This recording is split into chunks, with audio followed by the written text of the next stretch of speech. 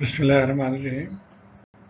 इस वीडियो में हम एग्जाम्पल 6.12 सॉल्व करेंगे जो मिस्टर सेड्रा की बुक से है।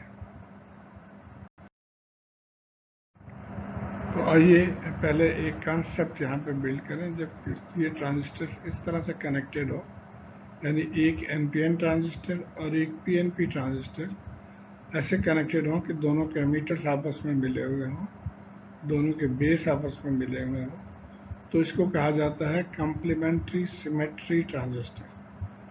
आमतौर पे ये एम्पलीफायर्स एबी एम्पलीफायर्स में यूज होते हैं, लेकिन बेसिक कॉन्सेप्ट इसका ये है कि अगर फर्ज करें यहाँ पे हम एक साइनोसॉइडल सिग्नल दे रहे हैं, तो जो पॉजिटिव हाफ जब आएगा सिग्नल का, तो ये देखें ये पॉजिटिव जब हो जाएगा तो ये फॉरवर्ड बायस हो गया। इसका मतलब है ये ट्रांजिस्टर कंडक्ट करना शुरू कर जाएगा। लेकिन ये यहाँ पे उल्टा हो रहा है कि यहाँ पे आप पॉजिटिव दे रहे हैं, यहाँ पे नेगेटिव होना चाहिए इसको फॉरवर्ड बायस करने के लिए, तो ये ट्रांजिस्टर ऑफ हो जाएगा। और जब नेगेटिव आए तो नेगेटिव में क्या होगा, यहाँ पे नेगेटिव हो गया तो इसकी कंडक्शन ख़त्म हो जाएगी, फॉरवर्ड बायस नहीं होगा। लेकिन यहाँ पे नेगेटिव होने की वजह से ये पीएन जंक्शन जो है वो फॉरवर्ड हो गया, तो ये ट्रांजिस्टर Q2 जो है इसकी कंडक्शन शुरू हो जाएगी। तो मतलब ये हुआ कि इस कॉन्फ़िगरेशन में only one transistor can conduct at a time.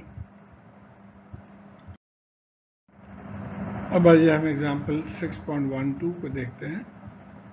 We desire to evaluate the voltages at all nodes and currents at all branches। तो वोल्टेज और करंट जो है वो मालूम करना है हमने, और फिगर और बीटा जो है वो इसको हम 100 फर्स्ट कर लेंगे। तो ये वही ट्रांजिस्टर जो हमने अभी पढ़ा कि ये कॉम्प्लीमेंट्री सिमेट्री कनेक्शन में है।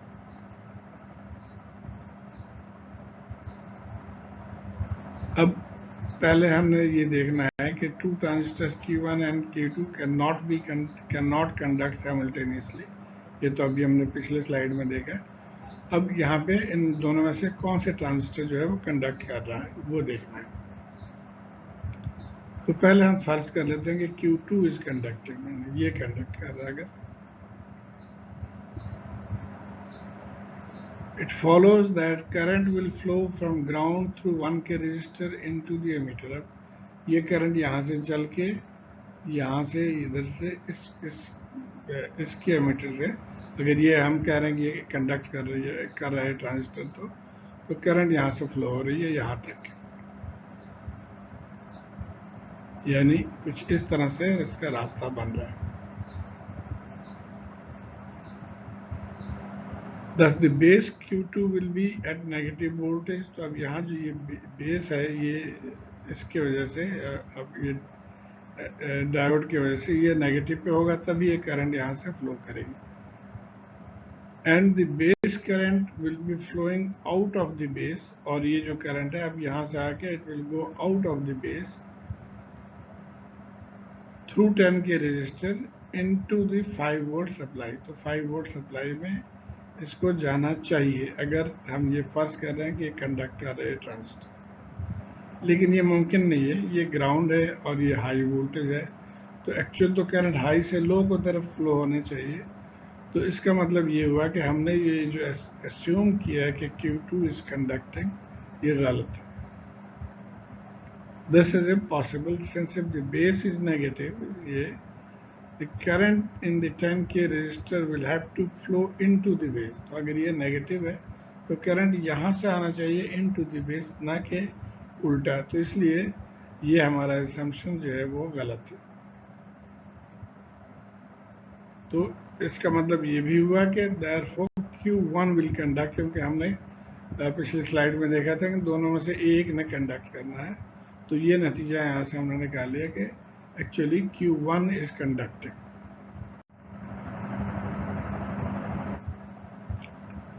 अब अगर Q1 कंडक्ट है तो हम सिर्फ इतने पोर्शन को हम अलग से देख लेते हैं समझने के लिए। ये तो ऑफ है। अब यहाँ पे क्वेश्चन ये है कि क्या Q1 जो है वो एक्टिव मोड में है या सैचुरेशन मोड में है, तो ये डिटरमिन करना। और जैसे हमने पहले भी सवाल किए हैं कि हम सबसे पहले फर्ज कर लेते हैं कि एक्टिव मोड में है, और फिर जो हमारे कैलकुलेशन है अगर वो गलत हो तो फिर हम इसको कहेंगे कि सैचुरेशन मोड में है। The answer is obvious. कैसे ऑब्वियस है, आइए हम देखते हैं।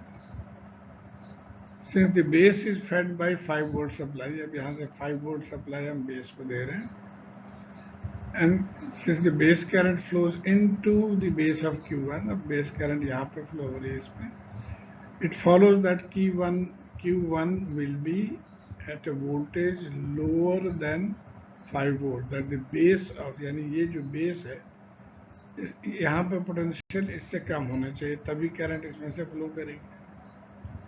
और कम कितना, आपको एक फर्ज कर लेते हैं, हम फर्ज कर लेते हैं कि 2 वोल्ट है, ये 5 वोल्ट है, तो it could be 3 volt, 2 volt, 1 volt, तो अभी फर्ज कर लेते हैं कि 2 वोल्ट है, तो उसका क्या नतीजा होगा।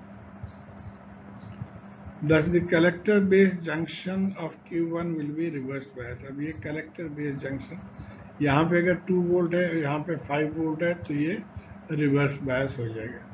अब ये तो फॉरवर्ड बायस है और ये रिवर्स बायस है, तो इसमें आप कंक्लूड कर सकते हैं कि ये ट्रांजिस्टर फिर एक्टिव मोड में है। अगर दोनों फॉरवर्ड होते तो ये सैचुरेशन में होता है, अब एक फॉरवर्ड है और एक रिवर्स है, तो ये एक्टिव मोड में है। So Q1 is in active mode। अब जब एक्टिव मोड में हो तो बाकी ये जो तमाम एजम्पशन हमने करंट के बीटा के साथ है वो एप्लीकेबल हो जाता है इसके अंदर। अब हम डिटरमिन करेंगे वोल्टेजेस और करंट्स इसमें क्या है।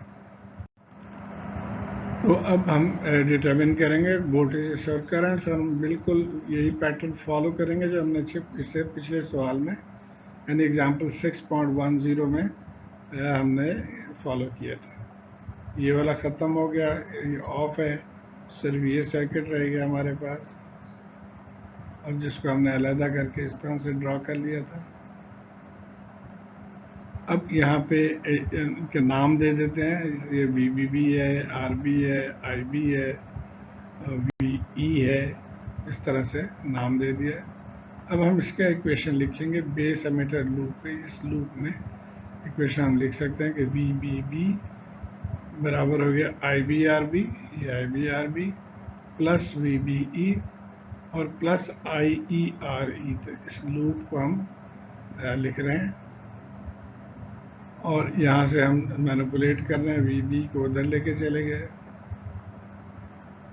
अब एक इम्पॉर्टेंट पॉइंट कि ये हमने पहले जब डिटरमिन कर लिया कि ट्रांजिस्टर एक्टिव मोड में है, तो अब ये फार्मूलाज हम इसमें लगा सकते हैं।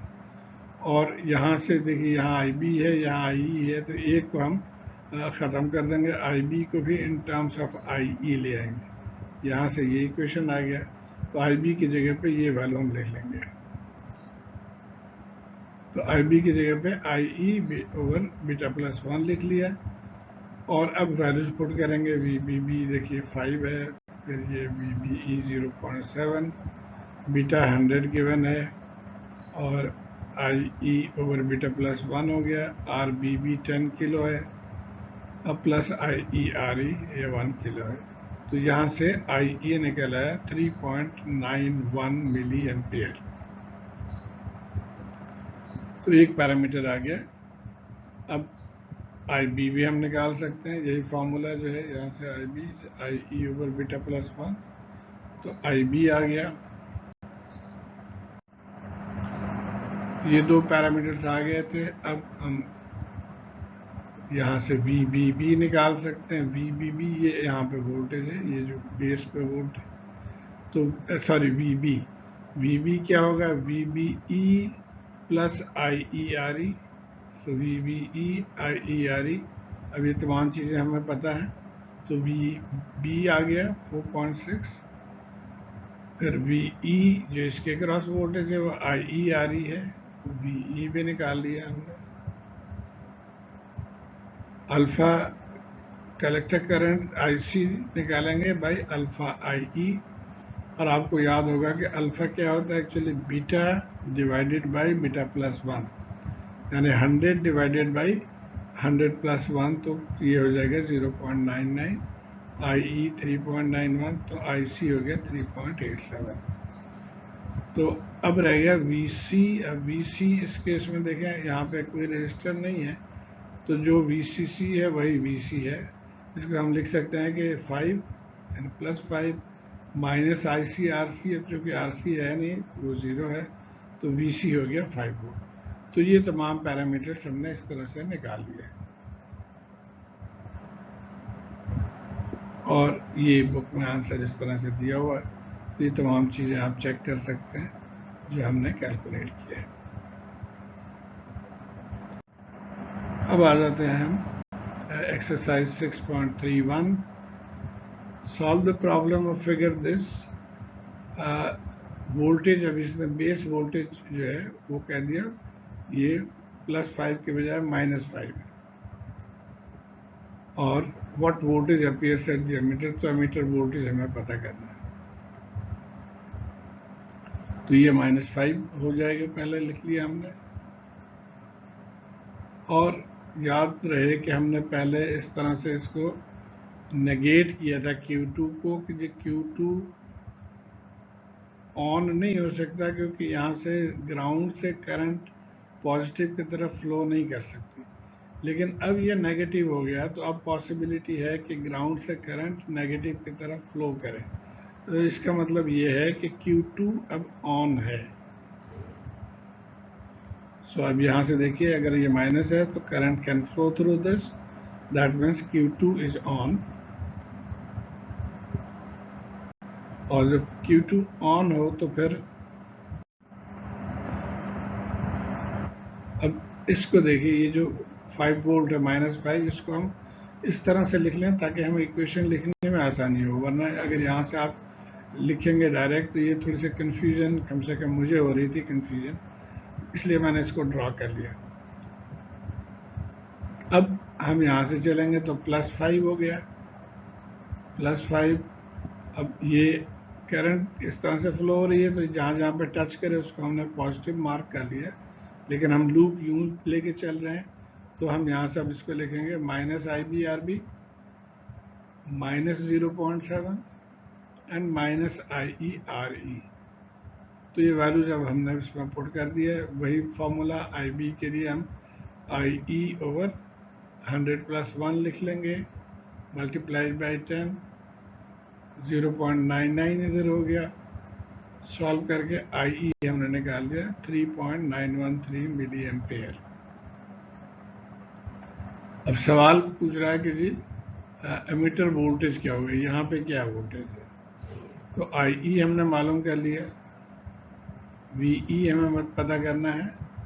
तो VE क्या होगा, IERE, लेकिन डायरेक्शन क्या, क्योंकि यूं है तो ये ऊपर से माइनस साइन है इसमें, तो इसलिए हम कहेंगे कि VE is -IERE, that is -I 3.91 into 1 kilo is equal to -3.9 volt. तो यही इसका आंसर है। तो उम्मीद है आप इसको फॉलो कर पाए होंगे। अगले एक्सरसाइज के लिए मैं सेपरेट एक वीडियो बना रहा हूँ। Thank you.